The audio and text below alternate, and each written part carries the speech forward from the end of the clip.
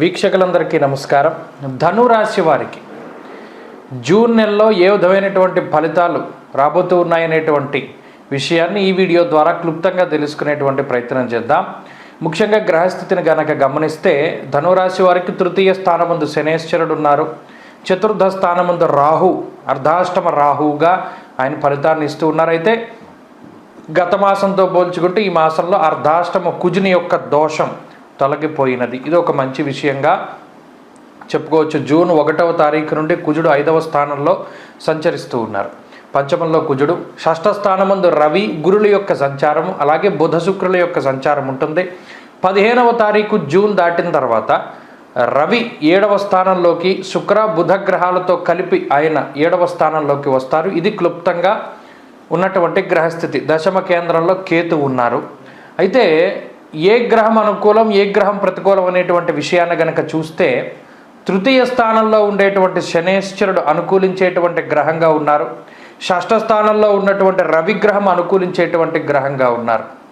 మిగతా బుధుడు శుక్రగ్రహాల తాలూకు స్థితిగతులను పరిశీలనలో మనం పెట్టుకుని మొట్టమొదటిగా ఆర్థికపరమైనటువంటి విషయాలు ఈ ధనురాశి వారికి ఈ మాసంలో జూన్ నెలలో ఆర్థికంగా ఏ విధంగా ఉంటుంది అంటే ఇది సామాన్యమైనటువంటి స్థితిని సూచిస్తూ ఉన్నది. కారణం ఏంటి అంటే తృతీయ స్థానమందు శనేశ్వరుడు యోగిస్తూ ఉన్న కారణం చేత క్రూరో బలి చేదృతే ఉపజయ స్థానాల్లో శనేశ్వరుడు చాలా యోగదాయకమైనటువంటి ఫలితాన్ని ఇస్తారు. మరీ ముఖ్యంగా తృతీయ స్థానంలో ఇది చాలా మంచి స్థితి. అనగా ఆర్థికంగా కొన్ని ప్రత్యేకమైనటువంటి పరిస్థితుల్ని ఆయన సృష్టిస్తూ ఉంటారు.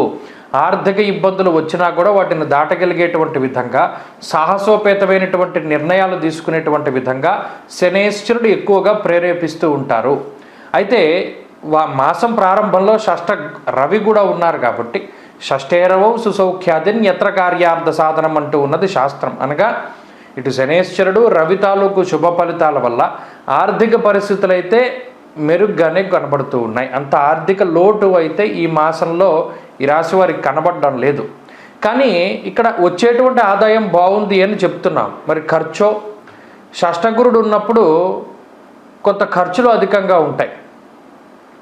మరీ ముఖ్యంగా స్వజనే కలహస్తద అన్నారు.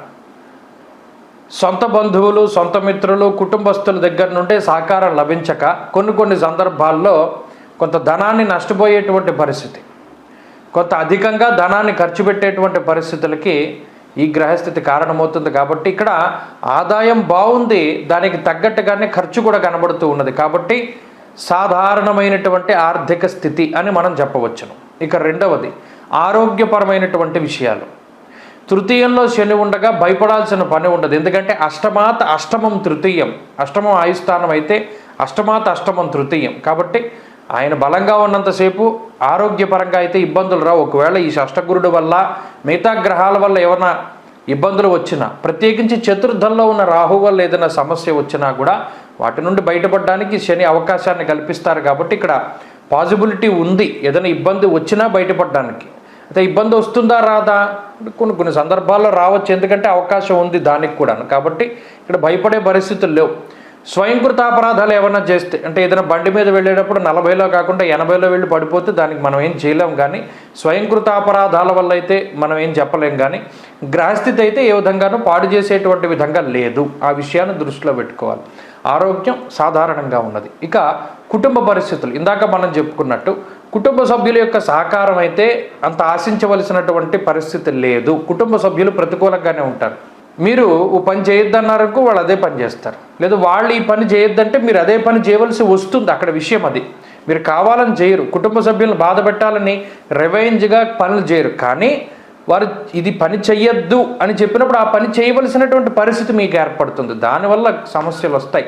అది వారికి చెప్పినా వారికి అర్థం కాదు. దీనివల్ల మనస్తత్వ భేదాలు, కుటుంబంలో అయితే అంత సామరస్య ధోరణి అనేటువంటిది ఉండదు. అది ఒక విషయం. ఇక ఉద్యోగపరమైనటువంటి విషయాలను చూసినప్పుడు ఉద్యోగం సానుకూలంగా ఉంటుంది. ఉద్యోగంలో కొన్ని ఒడిదుడుకులు ఉంటాయి. ఉన్నప్పటికీ కూడా అంటే పై అధికారులతోటి సమస్యలో, లేదా తోటి ఉద్యోగస్తులతోటి కొత్త సమస్యలో, లేదా పని ఒత్తిడి, పని వేళల వల్ల వచ్చేటువంటి సమస్యలో, కొన్ని సందర్భాల్లో శరీరం సహకరించకో ఏవో రకమైనటువంటి సమస్యలు ఉన్నప్పటికీ వాటిని అధిగమించగలుగుతారు. ఉద్యోగం పోయే పరిస్థితులు అయితే ఉండవు. అది మంచి విషయంగా చెప్పచ్చు. ఇక వ్యాపార పరంగా ధనురాశి వారికి సాధారణమైనటువంటి స్థితిగతులే గోచరిస్తూ ఉన్నాయి. వ్యాపారం సాధారణంగానే ఉన్నది. వ్యాపారం లాభసాటిగానే సాగుతుంది. దానికి సంబంధించినటువంటి ఖర్చులతోటి రాబడితోటి సరిపోతూ ఉంటుంది. ఇక విద్యార్థులకి కాలం అనుకూలంగా ఉన్నది. ప్రత్యేకించి దూర విద్య, విదేశీ విద్య, పోటీ పరీక్షలు ఇటువంటి వాటిల్లో ఎవరైతే ముందుకు వెళుతూ ఉన్నారో వారికి ఈ గ్రహస్థితి చాలా సానుకూలంగా ఉంటుంది. అలాగే స్త్రీలకు ప్రత్యేకించి ఈ గ్రహస్థితి మానసిక ప్రశాంతతని కలగజేస్తూ ఆరోగ్యాన్ని అలాగే ఐశ్వర్యాన్ని కలగజేస్తుంది. స్త్రీలకి ఈ గ్రహస్థితి చాలా గొప్పగా ఉపయుక్తంగా ఉంటుంది. అనగా ఉద్యోగ వ్యాపారాలు చేసేటువంటి స్త్రీలు కూడా లాభపడడానికి అవకాశం ఉన్నది. మొత్తం మీద చూసుకున్నప్పుడు ధనురాశి వారికి జూన్ నెల అనేటువంటిది అది కొంత మిశ్రమమైనటువంటి గ్రహస్థితిగానే చెప్పవచ్చును. ఇది అంత మంచి అని చెప్పలేము, అలాగనే చెడు అని కూడా చెప్పలేము. ఇది రెండింటి మిశ్రమమైనటువంటి ధోరణిలో ఉంటుంది. ప్రత్యేకించి జూన్ 15 దాటిన తర్వాత సప్తమ స్థానంలోకి రవి, శుక్ర, బుధ గ్రహాల యొక్క సంచారం ప్రారంభమవుతుంది.